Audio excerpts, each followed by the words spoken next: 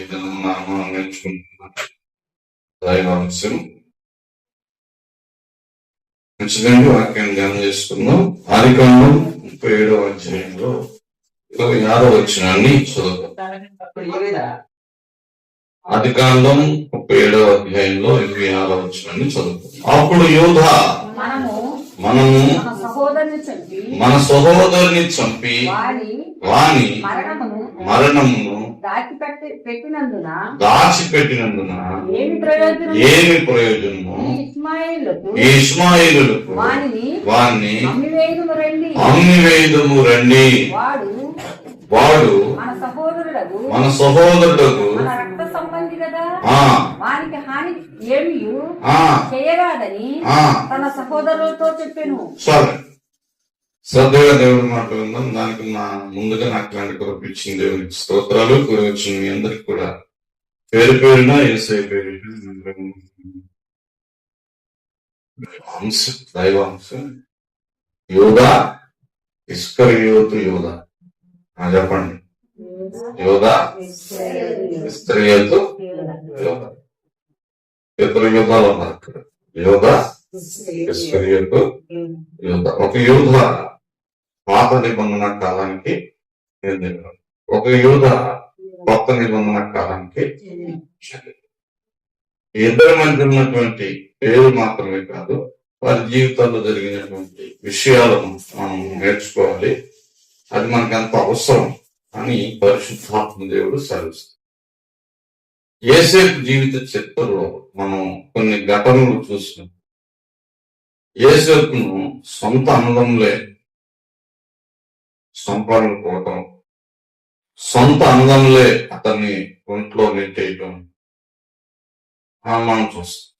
అంటే అందరూ అలా ఉన్నారని మనం అనలేం, కానీ ఆ ఉన్న 10 మందిలో ఒక ఇద్దరు కాస్త మంచిగానే మనకు కనిపిస్తుంది. వాళ్ళు మొదటి వాడు రూబేన్. అతను అసలు సంపడం లేకుండా ముందు గుంట్లోకి తోయడానికి దారి చూపుతున్నాడు. వాస్తవం మాట్లాడాలంటే వాడు సంపేద్దాం అనుకున్నాడు, కానీ ఈ రూబేన్ అనేవాడు సంపడం ఇవ్వకుండా గుంట్లోకి నెట్టించాడు. అంటే దాని అర్థం కొంతసేపు అన్నా వాళ్ళ కోపం సల్లారే వరకన్నా ఇతను పక్కగా తప్పిస్తే ఇతను బతికే అవకాశం ఉంటుంది.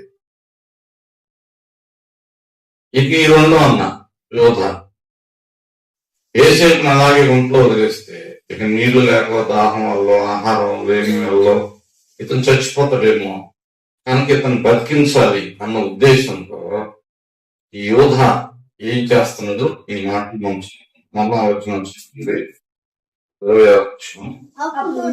అప్పుడు యోధ మనం మన సహోదరుని చంపి వాని మరణం దాచిపెట్టినందువలన ఏమి ప్రయోజనము? ఈ ఇష్మాయేలుకు వారిని అమ్మివేయుదము రండి. మన రక్త సంబంధి కదా, వారికి ఏ హానియు చెయ్యరాదని తన సహోదరులతో చెప్పింది. అందుకు అతని సహోదరులు సమ్మతించి. ఇప్పుడు చూడండి, ఇతను ఏమంటున్నాడు?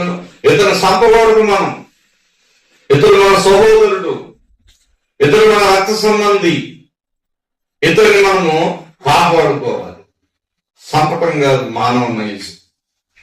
క్రైస్తవులుగా మన జీవితంలో మనము ఈ అంశాన్ని జరుగుతున్నప్పుడు అంటే చాలా మంచి విషయాలు మనకు అర్థమవుతాయి. పరిశుద్ధాత్మ దేవుడి మధ్యాహ్నం మాట్లాడు.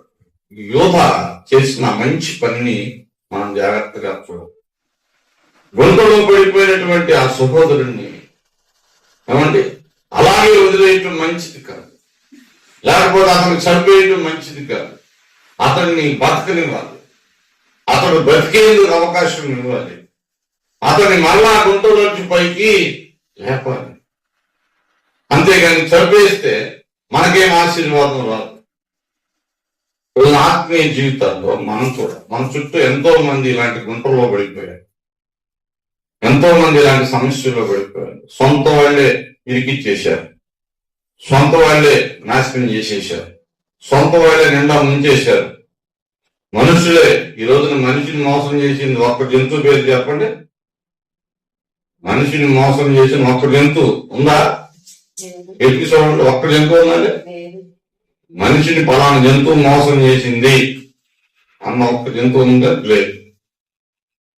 ఏ జంతువు మనిషిని మోసం చేయలేదు, ఏ జంతువు మనిషిని నష్టపరచలేదు, ఏ జంతువు మనిషిని ఏమంటే ఇబ్బంది కాదు. అది తన ప్రాణ భయంతో తను కాపాడుకునే క్రమంలో దాడి చేస్తుందేమో కానీ సత్వహాగా కావాలని ఇతను హింస పెట్టాలన్న ప్రేరేపణతో ఏది లేదు. కానీ గమనించండి, మనిషికి మనిషే నష్టం చేస్తున్నాడు, మనిషికి మనిషే ప్రమాదకారిగా మారాడు. ఈ రోజున మనుషుల్ని నష్టపరుస్తుంది. ఇప్పుడు ఏసేపుని గుంటలో దోసేసింది సొంత అన్నలే. బయలుంటుంది, ఆ గుంటలో పడిన వాడిని మళ్ళా పైకి లేపాలి, పైకి లేపి కొత్త జీవితంలోకి అతనికి అవకాశం ఇవ్వాలి. ఈరోజు ఆత్మీయ జీవితాలను మనం గమనించాలి. మన చుట్టూ ఎంతమంది పడిపోతారు, ఎంతమంది తప్పిపోతారు, ఎంతమంది కూలిపోతారు, ఎంతమంది ఇంకా సహకరించే వాళ్ళు లేవనెత్తే కూడా ఉండాలి, బలపరిచేవాడు కూడా ఉండాలి. లేదనుకోండి అతను అలాగే కుంగిపోయి నశించు. మనిషికి ఎప్పుడు కూడా కష్టంలో ఉన్నప్పుడే మనిషి అవసరం, బాధలో ఉన్నప్పుడే మనిషి అవసరం, గాయాల్లో ఉన్నప్పుడే మనిషి అవసరం. అప్పుడు లేని మనిషి అన్ని బాగున్నప్పుడు వచ్చి నేనన్నా అని అంటే ఏం ప్రయోజనం? ఆ సహోదరుడు యెరూషలేము నుండి యెరికోకు వెళుతున్నాడు. దొంగలు పట్టుకొని దారిలో కొట్టి పిచ్చిపోకులు కొట్టి మొలకంచిలో పడేశారు. మళ్ళీ మామూలు దగ్గర మళ్ళీ ఇస్తేమని మొలకంచిలో పడేశారు. చాలా మంది లేరు ఆ దారిలో, సర్దుకాయలు పరిచయలు రకరకాల వాళ్ళు వెళ్ళారు. ఎవరు పట్టించుకోరు.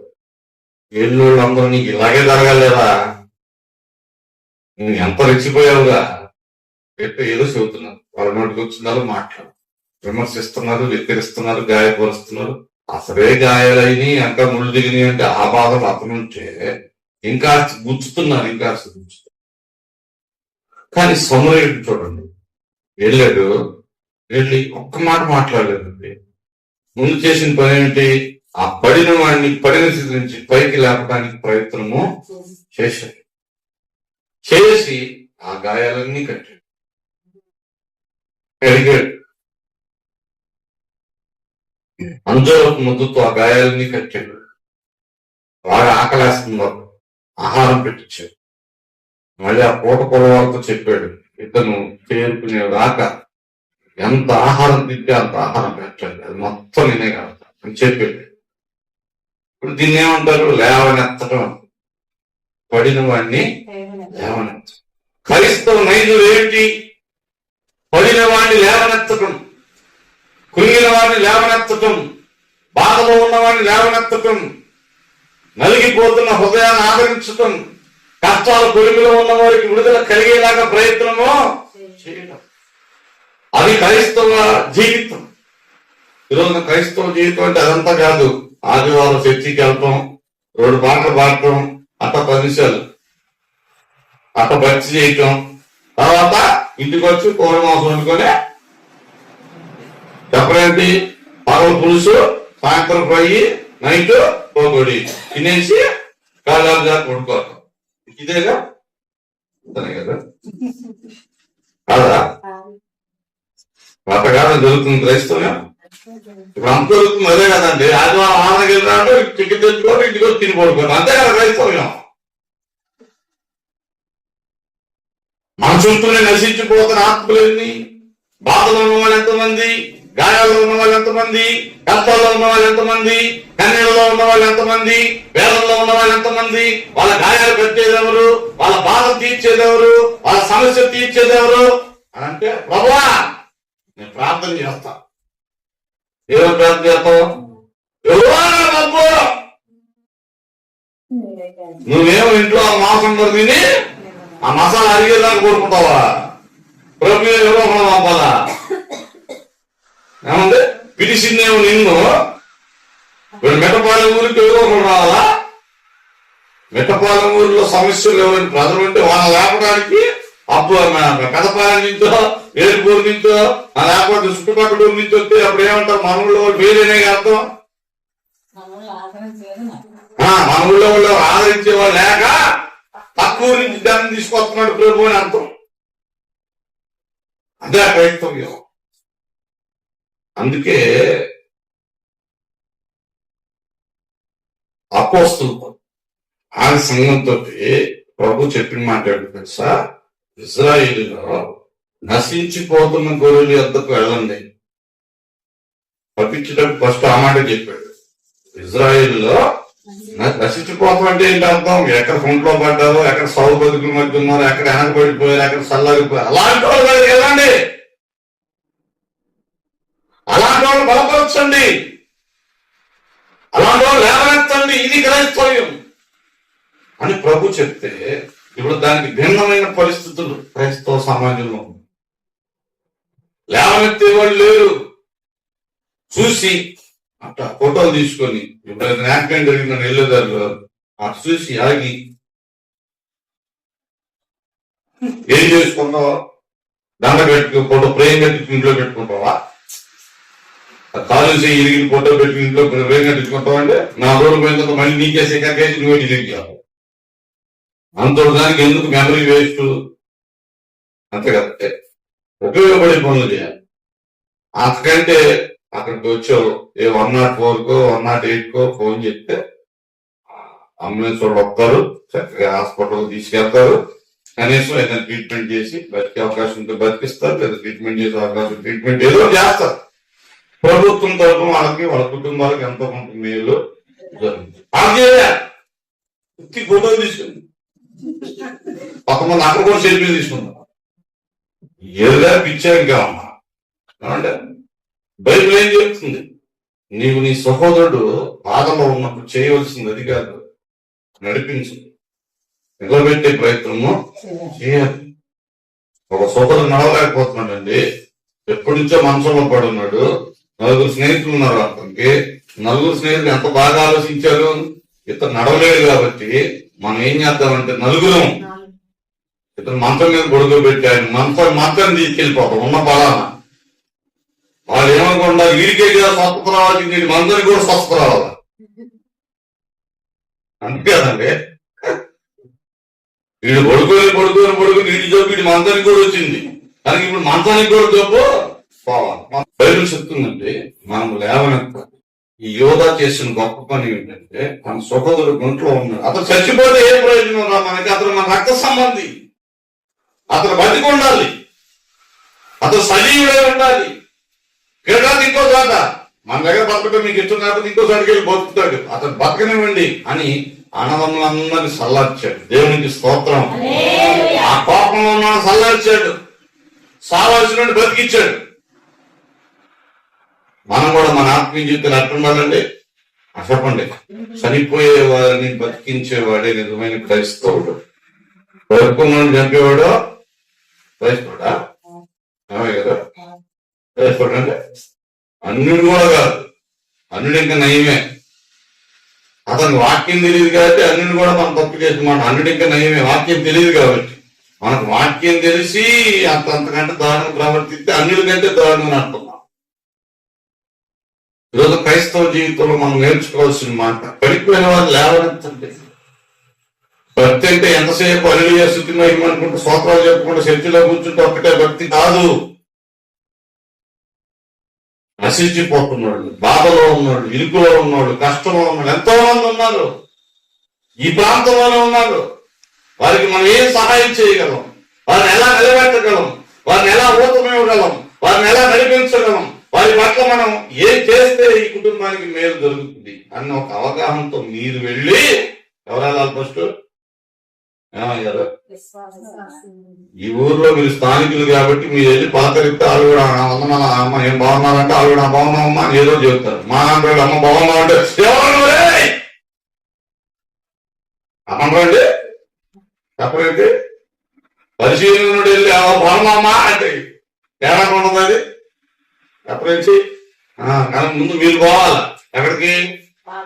బాగున్నాడు మీరు వెళ్ళి దారి ఏర్పరచాలి. దారి సంఘం రావడానికి, సేవకులు రావడానికి ఒక దారి ఏర్పరిస్తే మనమందరూ చేసే ఆ ప్రయత్నాన్ని దేవుడు సఫలం చేస్తాడు. దేవునికి స్తోత్రం. ఆ బాధలో ఉన్న కుటుంబాన్ని లేవనెత్తుతాడు, ఆ కష్టంలో ఉన్న కుటుంబాన్ని లేవనెత్తుతాడు, ఆ కన్నీలో ఉన్న కుటుంబాన్ని లేవనెత్తుతాడు. మీరు చేసే ఆ మంచి ప్రయత్నాన్ని దేవుడు దీవిస్తాడు. సంఘం ప్రయత్నం చేయాలి. బాధలో ఉన్నవాడిని, కష్టంలో ఉన్నవాడిని, కన్నీళ్ళలో ఉన్నవాడిని కనిపెట్టి ఏమన్నా వాళ్ళని మీరు ఏమి ఆశించాల్సి, వాళ్ళ చర్చికి వస్తాడా రాడా, దేవుడు నమ్ముతాడా నమ్మడం అంతా మీకు అనవసరం. అదంతా మనం ఆలోచించాల్సిన పని లేదు. మన వంతు మనం అతడి కుటుంబం మరలా బతకడానికి ఏమి చెయ్యగలము అది మీరు ఆలోచించు.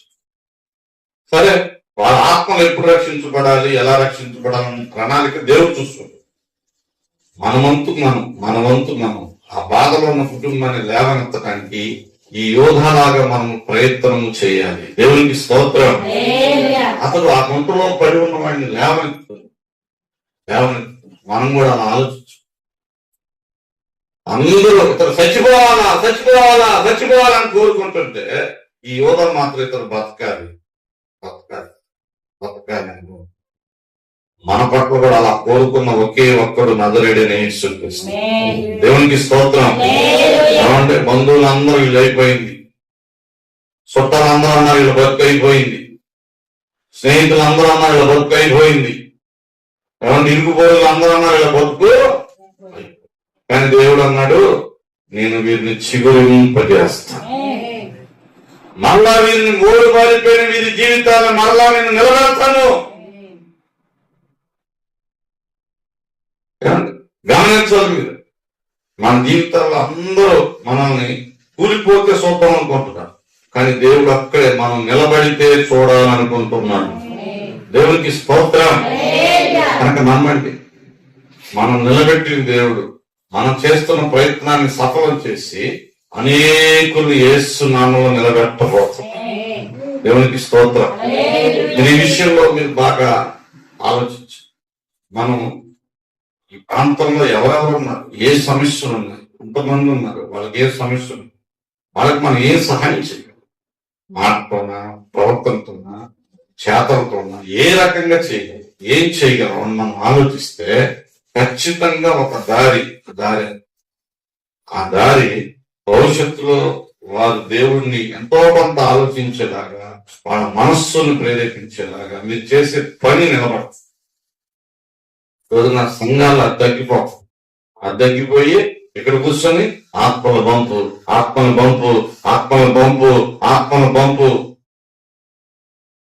నువ్వేం ఇల్లు కలిసి అరమాక. ఆత్మల పంపు అంటే ఒక్కొక్క ఆత్మలో గాలిలోంచి వస్తాయి. ఏంటి పురాత్మ సొమ్ముతారు, అవి వస్తాయి బాగా. గాలి కావాలి, గాలికి వచ్చేది అయ్యాయి. మనుషులు మన మధ్యకి రావాలంటే ముందు మన వారి మధ్యకి వెళ్ళకపోతే వస్తారట. ఒక అన్నిటికి దేవుడి దగ్గర రావడం అంత ఈజీగా, ఇంత మొహాలు ఉంటుందండి. కొన్ని ఒక మనిషి క్రైస్తవుడిగా మారాలంటే ఎంత ధైర్యం కావాలి. ఎలా అనుకునే లేపు చాలా మంది అడ్డుపడుతుంటారు. ఏంటి చర్చికి వెళ్తున్నావా, ముందు అనగానే ఎప్పుడు అడగడం, ముందు అనగా వెళ్తున్నావా అంటావా, మంచి అవసరమైతే కాలుతో మురికాలు తందంటే మురికాలు పెట్టు. అందుకని ఆ జోలికి పోవడం, అవును అది అంటానండి, మందరి కూడా జోలికి పోవడం. అప్పుడు అడగరండి సాపిగడికి, మనం మాత్రం సాపిగడి ఏంటి మరి ఆయన అడుగు, ఆ సిగరెట్ తాగి అడుగు, సిగరెట్ కోసమా నీ మొత్తం పెడతాడు కాల్చి. ఆ పాన్ పొలం తినే ఉన్నాడు, నీ మొహం మీద ఉమ్మేసి నా నోరు నా యొక్క నేను నీకెందుగా మొహం మీద చూసేసి వెళ్ళిపోతాడు. ఆ బ్యాగ్ అడిగే ఉన్నాడు, ఆడే ఉన్నాడు,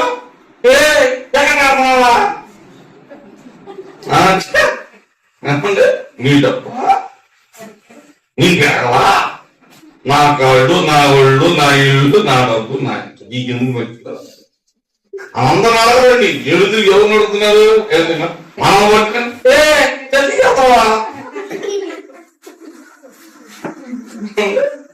ఎంతో కొంత తగ్గింది చేయాలి. చూడండి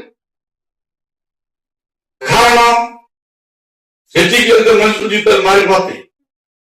తాగుబోతు మారిపోతాడు, తిరిగిపోతు మారిపోతాడు. ఈ ఊళ్ళో వాళ్ళందరూ మారిపోతే మనతో బేకారు ఎవరు? మన వంశాల్లో ముందు వెళ్ళేవారు, మన బిల్డింగ్ సభలో బిల్డింగ్ వెళ్ళేవారు, మనం చేసే బాధ పనులు సపరేట్ కొట్టేవాళ్ళు ఎవరు ఉండరు కదా. కనుక వాళ్ళు ఉండాలంటే చర్చికి జ్ఞానం పోకూడదు. చర్చికి జ్ఞానం ఏమైపోతారో మారిపోతారు. కనుక లేవనెత్తేవాడు కావాలి. ఇప్పుడు ఇలా అడ్డుపడేవాడు కాదు మనకు కావాల్సింది, లేవనెత్తేవాడు కావాలి. ఆ పడిపోయిన కుటుంబాన్ని లేపి ప్రభు సన్నిధికి నడిపించేవాడు నిజమైన యోధ. దేవునికి స్తోత్రం. హల్లెలూయా, హల్లెలూయా. మీరు యోధావలే ఉండాలి.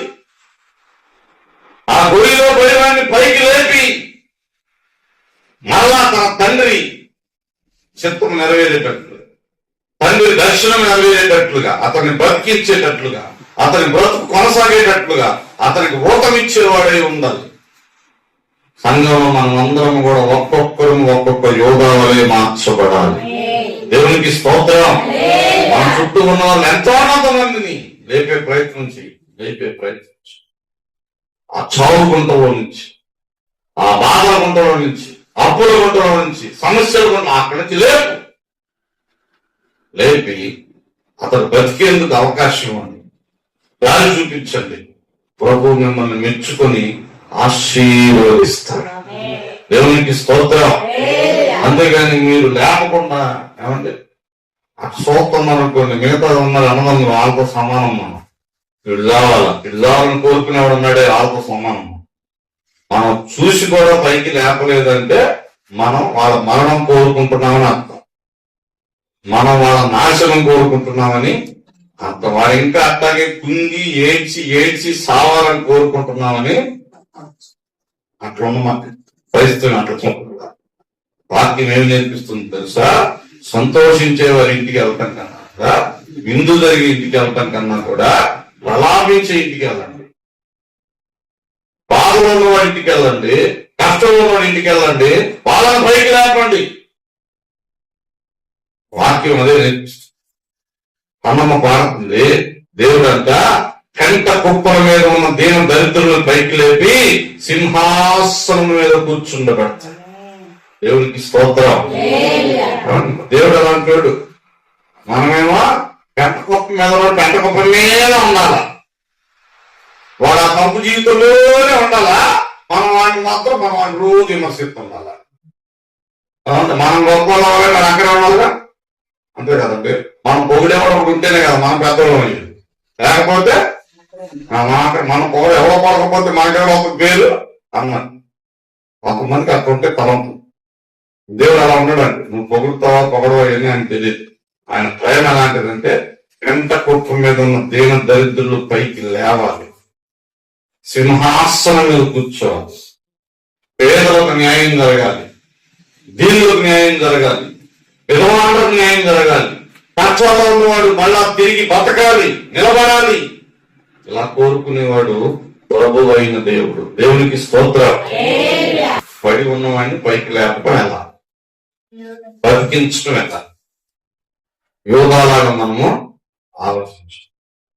యోగాలాగా మీరు ఆలోచిస్తే ఆ గుంటలో పడి ఉన్నవాడిని పైకి లేపు, ఏసేపు పైకి లేపినట్టు. ఇప్పుడు ఏసేపు ఒక్కరు బతికి ఎంతమందిని బతికిచ్చాడు చెప్పండి కదా.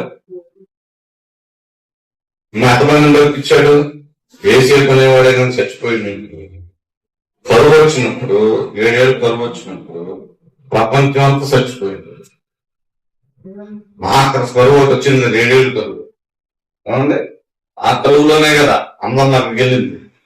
మరి ఆయనే కనుక బతుకుని ఉండకపోతే ఆ 7 ఏళ్ల కరువు, ఆ కరువుకు ముందు సమృద్ధిగా 12 సంవత్సరాలు దాచిపెట్టి ఉండకపోతే ధాన్యాన్ని ఏమండి మరి అందరూ బతికేవాడు, ఈ ప్రపంచం బతికేదా. కనుక ఒక్క యోధ ఏసేపును బతికించి ఇన్ని వేల మంది, ఇన్ని లక్షల మంది, ఇన్ని రాజ్యాలు బతకడానికి యోధ కారణముగా మార్చబడ్డాడు. దేవునికి స్తోత్రం. దేవునికి బతికించే ఆత్మ కొన్ని వేల మందిని బతికించు. ఫ్రైడే అని అదే చెప్తుంది సన్నగా అనిపిస్తుంది. నేను అబ్రహాం పాస్టర్ గారికి నేను బాప్తిస్మం ఇచ్చాను. ఏమంటే వాళ్ళ అమ్మగారు నా విశ్వాసి. ఎక్కడ? హుబ్లీలో. వాళ్ళ కుటుంబం అంతా నా విశ్వాసం. అక్కడ ఏమంటే వాళ్ళందరినీ బలపరిచి రక్షణలో నడిపించింది నేనే. ఈ పిల్లలకి బాప్తిస్మం ఇచ్చింది నేనే. ఇప్పుడు దేవుడు ఎంత అధికించాడంటే ఓసన్న మినిస్ట్రీస్ లో ఏసన్న గారి తర్వాత ప్లేస్ అబ్రహాం పాస్టర్. ఇప్పుడు నేను పోయి కూడా అబ్రహాం గారు అనాల్సిందే. దేవుడు ఇచ్చిన ఆధిక్యం నాకు సంతోషమే. నా కుమారుడు, నేను కన్న కుమారుడు, నేను బాప్తిస్మం ఇచ్చిన కుమారుడు నాకంటే పెద్ద స్థాయికి వెళ్ళాడు. దేవునికి స్తోత్రం. ఎంత గొప్ప విషయం ఏంటంటే అది సంతోషం. నిజమే, మనకంటే మన ఏకాలను పెరుగుతున్నప్పుడు సంతోషిస్తాం. బైబిల్ చెప్తుంది. తండ్రి అనేవాడు ఎలా ఉంటాడు? యేసుదేవుడు చెప్తున్నాడు, నాకంటే నా పిల్లలు ఎక్కువ అద్భుతాలు చేస్తారు. నేను సంతోషిస్తున్నాను. యేసుదేవుడు సంతోషించారంటే ఆయనకంటే శిష్యులు ఎక్కువ చేస్తుంటే ఏ మాట స్పష్టంగా చెప్తుంది. ఎదుగుతున్నప్పుడు సంతోషిస్తాం. మనం కన్నా పిల్లలు, మనం పెంచిన మొక్కలు మనకంటే గొప్ప వాళ్ళు అవుతున్నారు. సంతోషం. ఎందుకు? మనం సాధించలేని వారు సాధిస్తున్నారు. మనం ఎక్కడ ఆగిపోయాం దాన్ని అక్కడి నుంచి వాళ్ళు కొనసాగిస్తున్నారు. మనం ఆగే అక్కడ చేయలేక వెనకబడ్డాం, అక్కడి నుంచి వాళ్ళు ముందుకు వెళ్ళిపోతున్నారు. అది సంతోషం. ఏమండి? అంతేగాని ఇష్టపడితే దానికి విలువ లేదు. కానీ బైబిల్ ఏమంటుందంటే మనం ఏసేపు లేపటం వలన, ఏసేపు ఆ గుంటలోంచి లేవటం వలన, ఏసేపు ఆ గుంటలోంచి లేచి బ్రతకటం వలన కొన్ని లక్షల కోట్ల మంది బ్రతకడానికి దేవుడు అవకాశం ఇచ్చారు. దేవునికి స్తోత్రం. మన జీవితంలో మనం కూడా లేవనెత్తాలి. ఏమో రేపొద్దున అతనే మనకంటే గొప్పవాడు అవుతాడు. రేపొద్దున అతను మనకంటే గొప్పగా వాడపడుతున్నాడు. మనం చేయలేని అద్భుతాలు అతను చేస్తానేమో, మనం చేయలేని ఆశ్చర్యకార్యాలు దేవుని నామమున అతను జరిగించాలి. అతనికి అవకాశం వస్తుందేమో. భయపడి ఉంది కనుక పిలువబడ్డ వాళ్ళందరూ వచ్చి అందరూ చేయలేకపోవచ్చు. కానీ దేవుడు పరిజ్ఞానంలో కూడా తెచ్చి పాత్రలుగా వాడుకోవచ్చు. ప్రభుకు సర్వము. అట్లా ఏ మనిషిలో ఏ టాలెంట్ ఉందో మనకు తెలుసు, ప్రభువుకు తెలుసు. కనుక మనం ప్రభువుకు అప్పగిస్తే ఆ మనిషిని దేవుడు షైన్ చేసి వదిలిపెట్టి తగిన విధంగా నా దేవుడు వాడుకుంటాడు. ఏసేపు లాగా ఫలించే కొమ్మలుగా మనం వాళ్ళ సావుని కోరుకోకూడదు. ఎదుగుతున్నాడు సావుని కోరుకోకూడదు. సొంతోడు సావుని కోరుకుంటే అట్ట ఆ సావును కోరుకున్నాడు అందరూ బతుకు ఎట్లుందో తెలుసా? మీరు ఆదికాండం 49వ అధ్యాయంలో యాకోబు గారు దీవిస్తారు. దీవెనలో ఎత్తిమే చేతులు పెట్టి ఇద్దరంటే ఇద్దరు గురించి పాజిటివ్ చెప్పారు. ఇద్దరంటే ఇద్దరు గురించి పాజిటివ్ చెప్పింది. ఒకటి యోధ, రెండు చెప్పి మిగతా వాళ్ళందరూ నువ్వు గైడురా, నువ్వు అడుగుతున్నావురా, ఏ కొడుకు చెప్పిన ఇయే నువ్వు కట్లబావురా అంట ఒకరిని. ఒక్క యోధ గురించి పాజిటివ్ గా మాట్లాడుతూ అంటాడు, యోధ ప్రథమ సింహం, రాజదండం అతనికి వచ్చే వరకు తన గురించి పాజిటివ్ చెప్పాడు. యోధ గురించి, ఏసేపు గురించి పాజిటివ్ చెప్పాడు. ఏసేపు ఫలించాడు కొమ్మ. అయితే ఎవరి గురించి చూసి నవ్వకుండా ఇదేమి యాభై గారు ఏదైనా అడివి దొమ్మ, కప్పపాము, దొమ్మపోతు, గాడిదివి ఏది లేదండి. అంతకంటే మోసే గారు బాగా దీవించారు సంఖ్యాకాండంలో. ఆయన దీవులు బాగుంటాయి. అదే ఆత్మీయ తండ్రికి ఉన్న తేడా బయట చెప్తుంది. మనము బతికిస్తే, ఈరోజు మనం ఎవరిని బతికిస్తున్నాము ఆ ఆత్మ రేపొద్దున కొన్ని వేరేల ఆత్మను బ్రతికించవచ్చు. దేవునికి స్తోత్రం. ఒక్క సమరయ స్త్రీ వెళ్ళి ఊరు మొత్తాన్ని మార్చి తీసుకొచ్చు. నువ్వు బతికించే ఆత్మకు అంత శక్తి ఉండొచ్చు, అంత టాలెంట్ ఉండొచ్చు, అంత మూడు ఉండొచ్చు, అంత సాక్షి ఉండొచ్చు. మంది పెద్దలు అండి అలా నూరు మారితే ఇంకా 100 ఊరు మారిపోదండి. అప్పుడు ఏమే మారిందంటే ఆయన మా అక్క మారిపోయేది అలాంటిది. పెద్ద నూరు అనమాట, పెద్ద కప్పనూరు అన్నట్టు. ఆమె మారిపోతే ఊళ్ళో వాళ్ళందరూ బిందులు కొట్టుకొచ్చేసరికి బావి దగ్గరికి కొన్నాడు అక్కడ ఆయన ఒక్క కొండ పగలు కొట్టుకుని వెళ్ళి ఊరు మొత్తం కొండలు తెచ్చేసింది. అందరిని తెచ్చేసింది ఆ బావి దగ్గరికి. చూడండి, ప్రభా చెప్తుందండి, నువ్వు రక్షించే ఆత్మ ఎంత ఘనమైనదైనా అవ్వచ్చు, ఎంత బలమైనదైనా అవ్వచ్చు. ఈరోజు ఆ కృప నీకు తెలియకపోవచ్చు. రానున్న రోజుల్లో ఆమె కొన్ని 100 మందిని 1000 మందిని ప్రభువుకి సంఘానికి అప్పగించవచ్చు. దేవునికి స్తోత్రం. మనకు నువ్వు వేవెందుకుంటూ వెళ్ళు. 10 మందిలో ఒక్కరైనా ఒక ఏసేపు ఉంటాడు, 100 మందిలో ఒక్కరైనా ఒక ఏసేపు ఉంటాడు, 100 మందిలో ఒక్కరైనా ఒక సమయస్థితి ఉంటుంది. వాళ్ళ ద్వారా సంఘాలు కట్టబడతాయి, ఆత్మ రక్షించబడతాయి, ప్రాంతాలు మార్చబడతాయి. ఏమో నువ్వు రక్షించిన, నువ్వు కాపాడుతున్నా, నువ్వు బలపరుస్తున్నా, నువ్వు నిలబెడుతున్న కుటుంబం ద్వారా దేవుడు అంతగా మహిమ తెచ్చుకోబోతున్నాడు. దేవునికి స్తోత్రం. మనకు గుంటలో ఉన్న పైకి లేపి అక్కడ ఏం చేయాలి? బతికించు. బతకనివ్వండి, బతికేందుకు ఊతనివ్వండి, ముందుకు నడిపించాలి, బలపరుస్తున్నారు. ఇది యోధాలో ఉన్న జ్ఞానం.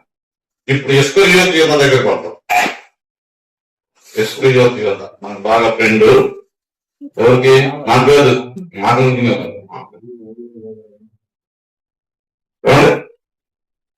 ఇస్కరియోతు యోధ. ఇస్కరియోతు యోధ పిలువబడ్డాడు. Okay, పిలువబడ్డాడు, good. మరి పిలువబడ్డ పిలుపులో బతికాడా? పరిచయం చేశాడంటే అందరూ వెళ్ళారు, కానీ ఇతను వెళ్ళాడా? ఏమయ్య కదా, యేసు ప్రభు శిలువ ముందు ఉన్నాడు కదంటే. మరి 3.5 సంవత్సరాలు పరిచయంలో యేసు ప్రభు శిష్యులతో పాటు లేడా? వీళ్ళందరూ ఇప్పుడు 10వ అధ్యాయం చదివితే ఏం చదువుతాం?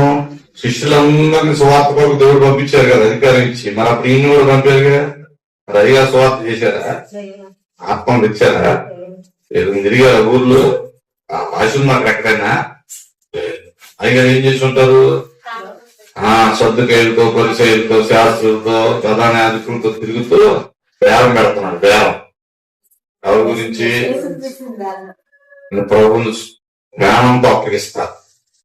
మీరు చంపుకుంటారో, కాళ్ళే తీసేస్తారో, చేతిలో తీసేస్తారో, తలే తీసేస్తారో, చెవులో తీసేస్తారు, ఏం తీసేస్తారో మీ ఇష్టం. నాకు ఎంత ఇస్తారు చెప్పారు. బ్రతుకున్నాను మీకు అప్పచెప్తారు, బ్రతుకున్నాను అప్పచెప్తారు. తర్వాత ఏం చేసుకుంటారు? నాకు ఎంత ఇస్తారు? How much money? ఎంత డబ్బేస్తారు? ఆయనేమో చచ్చిపోయాను బతికించాడు, ఈయనేమో బతుకున్నాను చంపుతాడు. ఇప్పుడు మనం ఎవరు? ఈ ఊర్లో మనం ఎవరు అంటే మాట్లాడమంటే బతుకున్నోని చంపే ఇస్కరియోతు యోధాల, సౌపోతనోని బతికించిన యోధాల? అయ్యో మొహం అట్ట పెట్టారేంటి? ఏదో ఒకటి చెప్పండి.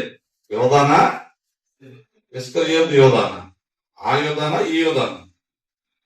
మనం నిజంగా చాలా మంది నశించిపోతున్నాం కాపాడుతుంటే మనం యోధాలమే.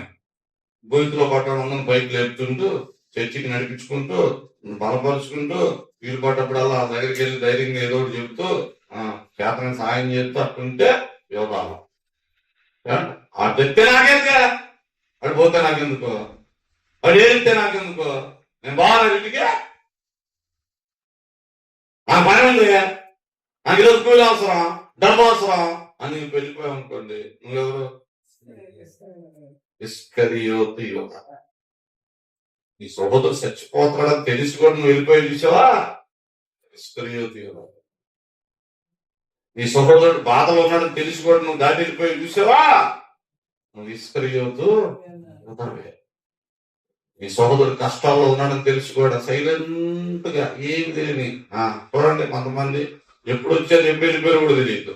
అంత సీట్లు దిగిన తెలివి ఎందుకు ఉంటే చాలా ఖర్చు పెట్టాల్సి వస్తుంది. ఖర్చు పెట్టాల్సి కనుక ఇస్కరియోతు యోధలా మాత్రం అన్నమాట. ఎవరెట్టపోతే నాకే, ఎవరు చచ్చిపోతే నాకే, నా ఇది బాగానే ఉంది కదా, నాకు డబ్బులు వచ్చాయి కదా, నాకు ఆస్తి వచ్చింది కదా, నాకు కూలి వచ్చింది కదా అట్లా అనుకున్నాను. అది మంచి పద్ధతి, మంచి క్రైస్తవ్యం కాదు. నమ్మకమైన క్రైస్తవుడు అయితే యోధాలాగా ఆలోచిస్తాడు. యోధాలాగా నేను లేవనెత్తారంటే వెళ్ళాలి. వాళ్ళు లేవనే స్థితిలో ఉన్నాడు, మనమే వెళ్ళాలి. అంతేగా నువ్వు లేచిరా అంటే వాళ్ళు లేచే స్థితిలో నిన్ను పిలుస్తావు. నాకు అర్థం బాధ. అప్పుడు ఆడేమంటాడు, నేనే లేచే స్థితిలో నిన్ను పిలుస్తానే బాబు, పని పాటలేదు. ఎట్టబట్టరాను ఇక్కడ చూపెత్తా అంటుంది మన వాళ్ళతో మన కూడా అంతే. మనం వెళ్ళకుండా మనం అక్కడికి వెళ్ళి ఆయన లేపుకొచ్చి తీసుకుని ప్రభు దగ్గర తేకుండా నువ్వు ఎక్కడ దగ్గరికి చూపిస్తా ప్రభుకి నిన్ను, నువ్వు చూపించేది ప్రభుకి ఆయనే చూస్తాడు అక్కడ. అంతే కదా, మరి అది అర్థం చేసుకుంటారు. యోధాలాగా ఉంది, యోధాలాగా. నేనైతే యోధాలాగా బతకాలని ఆశ. అంత కుదిరితే అప్పుడు చేసేయాలి. శ్రీనయ్య గారు చెప్తారు మా ప్రాజెక్ట్ చక్కగా చెప్తాను. ఎన్నేళ్ళు బతుకుతారా అంటే నేను 15 ఏళ్ళు ఉంటానండి అమ్మ అనుకో, 10 రోజులు లెక్క పెడరా. అదే సార్ 15 ఏళ్ళు రోజులు కదా మాకు లెక్క పెట్టరాయా అంటారు. సంవత్సరానికి 365 రోజులు అండి. 15 ఏళ్ళు అంటే ఇది 3600, అదొక 1854, 5400 రోజులు సార్. 5400 రోజులు ఎన్ని రోజుల్లో పోతారా? దీంట్లో ఎన్ని ఆదివారం పోతాయి చెప్పు, తీసే. ఆదివారం మనం ఏ సేవకి వెళ్ళాం కదండి. ఆదివారం చర్చికి వెళ్ళి రాక చికెన్ వండుకోతాం, తిని వండుకోతాం. 52 ఆదివారాలు, 52 ఆదివారం 15 తీసేస్తే 750 రోజులు ఇళ్ళని పోతాయి. 400 రోజులు, 400 రోజులు నీకోసం పని చేసుకునే రోజులు వారానికి 3 రోజులు తీసేయి. అప్పుడు 3000 రోజులు దీంట్లోనే పోతాయి. ఇంకొంత 2000 రోజులు. ఈ 2000 రోజులు అంటే ఈ 2000 రోజులు కరెక్ట్గా చేస్తే రోజుగా 4 ఇళ్ళని తిరిగితే కనీసం ఒక వచ్చే లోపు ఒక 10 ఇళ్ళన్నా, 20 ఇళ్ళన్నా, ఒక 50 ఇళ్ళన్నా కాపాడు. అది కూడా కాపాడలేదు నీ బతికే మనిషిగా దున్నపోతుంది. ఒక్కడిని కూడా కాపాడలేమో రేపు పర్వాలకు వచ్చి ఏం చేస్తామంటే అదే అన్నారు. 12 రా 10 మంది పిల్లలు కట్టుంది అంతే కదండి. అంట్లా కుక్కను చూడరా ఇదో అంటుంది. మనం కనీసం 10 ఆత్మనంగా లేకపోతే నువ్వే మనిషిగా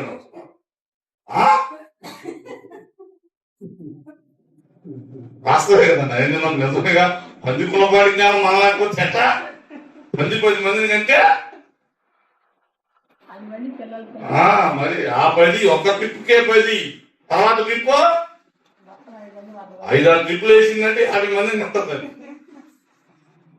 50 మందిని పందే కన్నప్పుడు మనుషులు కనలేమండి. ఆత్మలే అనుకుంటే కనగలం, ప్రార్థిస్తే కనగలం, వెళితే కనగలం, ఆరాధన చేస్తే.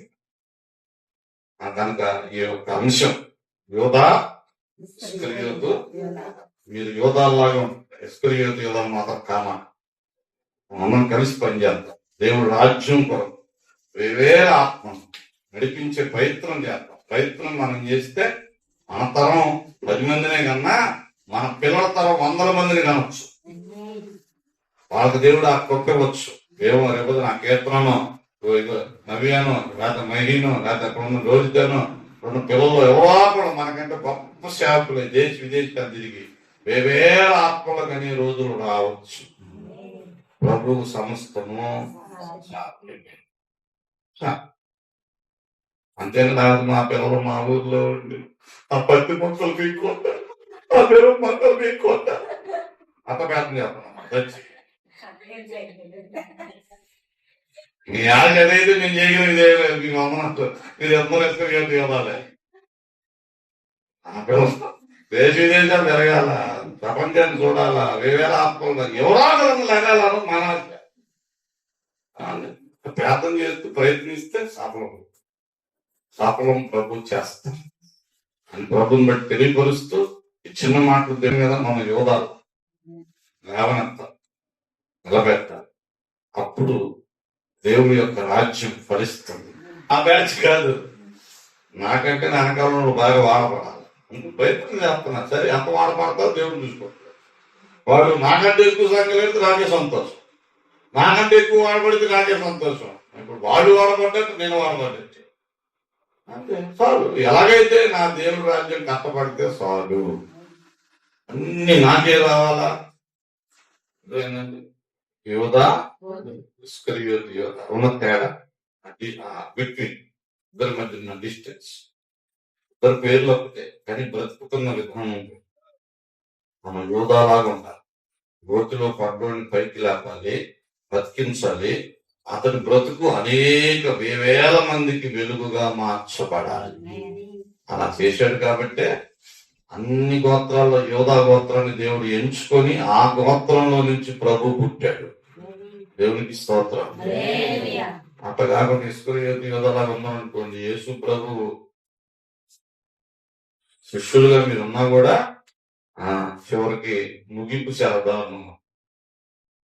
కనుక ఎవరెట్టపోతే నాకేంటి అనుకునేవాడు కాదు క్రైస్తవుడు. ఎవరి బాధ అయినా నేను ఎంత చేయగలను. ఈ ఊళ్ళో అన్ని సమస్యలు మనం తీర్చలేమండి.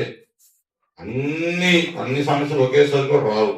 కొంతన్నా చేయాలి, కొంతన్నా ప్రయత్నం చేస్తే ఆ ప్రయత్నం చేసేవాడికి దేవుడు ఓతరిస్తాడు. గెలిపించే ప్రయత్నము చేస్తాం. మీరు చేయండి. నిశ్చయము యోధాలాగా ప్రయత్నము చేయండి. గోతులో పడ్డవాడిని పైకి లేపే ప్రయత్నము చేయండి. ఆ గోతులో ఉన్న కుటుంబాలను పైకి లేపే ప్రయత్నము చేయండి. మీరు నిశ్చయంగా మీరు ప్రయత్నిస్తున్నప్పుడు మీ ప్రయత్నాన్ని నా దేవుడు విజయముగా మార్చుకుంటాడు. అట్లా కాకుండా యోధాలాగా ఇస్కరియోతు యోధాలాగా మీరు ఆలోచించి ఏమండి ఎవరట్టపోతే నాకెందుకు అనుకోకుండా మనం ఏ ఊర్లో ఉన్నాము, ఏ ప్రాంతం ఉన్నాము, ఎవరి మధ్యలో ఉన్నాము, వాళ్ళందరూ రక్షించు. మనం పాస్తున్నాం. రేపొద్దున యేసు ప్రభు రాజ్యానికి వెళ్ళాం, ప్రభు అడిగితే మీరు ధైర్యంగా చెప్పగలరు. మేము వెళ్ళాం, చెప్పాం, రాలేదు ప్రభు అని నోవహులాగా మీరు చెప్పగలరు. నోవహు వెళ్ళాడు, చెప్పాడు, ఎవరు రాలా, అందుకు నోవహు తప్పులేదు. యోనా వెళ్ళాడు, చెప్పాడు, వాళ్ళు వచ్చారు. నువ్వు చెప్పటం నీ వంతు, బలపరచడం నీ వంతు. అది తెచ్చి కొత్త రారా మాంతారా మారా అని నీకు అనవసరం. నువ్వు చేసిన మంచి పనిని దేవుడు దేవగ్రంథంలో రాసుకుంటాడు, నీకు ప్రతిఫలము ఇస్తాడు. అట్లా కాకుండా వాళ్ళు ఎట్టగా అయిపోతే నాకే, ఏమైపోతే నాకే అలా ఆలోచించు. అది మంచిది. క్రైస్తవుడు ఎప్పుడు అందరికీ ఉపకారిగా ఉండాలి, అందరికీ మేలు చేసేవాడిగా, అందరినీ బలపరిచేవాడిగా. దాంట్లో వాళ్ళందరినీ దేవుడు యోధా అని పిలుస్తున్నాడు. యోధా లేవనెత్తే ప్రతి వాడు యోధాని. నా యేసయ్య యోధా గోత్ర సింహం. మనమందరం కూడా యోధా గోత్రీకులం, యోధా గోత్రీకులం, యోధా గోత్రీకులం. నజరేయుడైన యేసయ్య వారసులు కనుక యోధా. చెప్పండి, ఇస్కరియోతు. మనం ఇప్పుడు చెప్పండి, యోధాలాగే బతకండి. అందరికి మేలు చేసేవారుగా ఉంటాయి, అనేక కుటుంబాలు నిలబెట్టేవారుగా బతకండి, అనేక జీవితాలు ఫలింపజేసేవారుగా బతకండి. వేవేల ఆత్మలు ప్రభు రాత్రిని మీరే నడిపించాల్సిన పని లేదు. మీరు రక్షించిన వాళ్ళు నడిపించిన సాలు. మీ పని ఫలించినట్టు కాదా? అప్పుడేంటి, నువ్వే రక్షిస్తే రక్షించినట్ట అట్లా అనుకుంటే యేసుప్రభు మనం ఉండేవాళ్ళమా? యేసుప్రభు నేను రక్షించింటే రక్షించినట్టు పేరు నా ఒక్కడికే రావాలి అనుకున్నారు ప్రభు. ఆయన ఉండగానే శిష్యులను పంపించాడు. మరి నువ్వు పంపాలిగా. ఏమంటే కొంతమంది మమ్మల్ని పాస్టర్ మధ్య నేను రావట్లేదు, అంతసేపు నేనే వస్తే నాన్నగారు ఎప్పుడు వాడబడి వాళ్ళు ఎప్పుడు ఫలించేది, వాళ్ళు ఎప్పుడు అభివృద్ధిలోకి వచ్చేది, వాళ్ళు ఎప్పుడు వాడబడాలంటే ముందు పని వాళ్ళగా ఫస్ట్ పని ఇచ్చి వాళ్ళు ఏం చేస్తున్నారో ఏం చేయలేకపోతున్నారో ఎక్కడ దిద్దాలో ఎక్కడ సరి చేయాలో చూసుకొని మన పదులు పెట్టి ఇంకాస్త ముందుకు తీసుకెళ్ళి అసలు ఏమి చేయకుండా వాళ్ళు వాడబడతా మనం అలుతూ కూర్చుంటే వాడబడతారా? చెప్పలేదంటే ఆయుధం ఇచ్చారు దేవుడు, పనిలో పెడితే దానికి పొదులు వస్తుంది, కానీ పని ఏం చేయకుండా ఇంట్లో పెట్టి ఇది ఆ చేతులు ఊపుతుంటే ఏమంటే మరి పనికోవడం అనమాట, పని చేయలేదు దాంతో అది పొదులెక్కింది. దానికి ఏ పని చేయకుండా పైన పెట్టి వాడపడింది. నాకంటే నా వెనకాలంలో బాగా వాడపడాలి, ప్రయత్నం చేస్తున్నా. సరే ఎంత వాడపడతారో దేవుడు చూసుకుంటాడు. వాడు నాకంటే ఎక్కువ సంఖ్యలేదు నాకే సంతోషం, నాకంటే ఎక్కువ వాడబడితే నాకే సంతోషం. ఇప్పుడు వాడు వాడబడ్డట్టు నేను వాడబడ్డట్టు అంతే చాలు. ఎలాగైతే నా దేవుడి రాజ్యం కష్టపడితే చాలు.